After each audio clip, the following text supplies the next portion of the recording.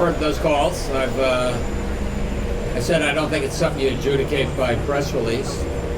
I was, one of the very first governors to endorse him 4 years ago, and I'm proud of that ever since. I mean, this is a man that inherited an economy that was flat on its back. And Trump says, hey, I eliminated inflation. That's because there was no economy. Trump says, hey, I shut down the border to illegal immigration. Nobody wanted to come to the United States. Stores were closed. Businesses were closed. Schools were closed. There's just sagebrush blowing down the streets. And look where we are today. We have an economy that's the envy of the world. And President Biden and his policies have a lot to do with that. And for that, I'm thankful. It's been a very, I think, positive and successful 4 years. And I think he's just getting started when it comes to his agenda. I've had some personal conversations, though, wondering who is the best person to carry on that Biden agenda.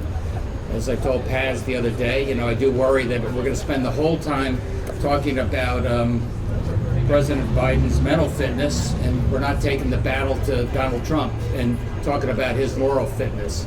That's all things that I think the president's considering. Should President Biden take at least a cognitive test as well as another physical as a step to perhaps convince voters, if he's going to stay in, that he's capable? I don't know what a cognitive test is. Hey, do you think the election was stolen? No. Oh, you're cognitively impaired. I mean, everything is so political these days. I agree with him when he said, Paz, every day I am making decisions. Every day I'm standing in front of the American people. All of a sudden everybody discovered he's 81 years old. Really?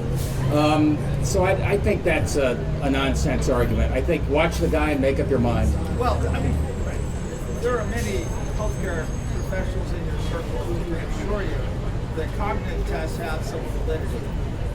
So why not urge the president to take a cognitive test, and perhaps he could even dare former President Trump to do the same? I don't know. I just think it's a political talking point. I don't think it shows anything. People know President Biden. They've known him for 4 years, frankly. A lot of us have known him for 40 years. And he's an 81-year-old man. People are making their judgment of whether he's done a good job the last 4 years. He's the guy for the next 4 years. Well, aren't they trying to make a judgment on his mental and physical fitness to continue as president for 4 years? Do you think he's raised questions about that with his performance in that debate? Look, obviously there are a lot of questions. Obviously he goes on with George Stephanopoulos, and he has no opportunity to talk about anything except for fending off those attacks about his fitness, and that's a worry. Do I think a cognitive test with some psychiatrist where you fill in the blanks will answer any questions for me? Probably not. Personally, beyond that Democratic meeting, what have you talked about? Urge him to stay in, and you urge him to consider maybe not staying in? I've talked to everybody in and around the White House, and I've made my feelings known, and I think it's better to do that on a quiet basis, which is what I've done. When you say make your feelings known, what do you mean? Sort of laying out the options the way I've just talked about him here, in terms of having an amazing record to run on and great success in what he's done. And then think about what the campaign is going forward. What do you want the topics to be? Who's best to take the war to Donald Trump?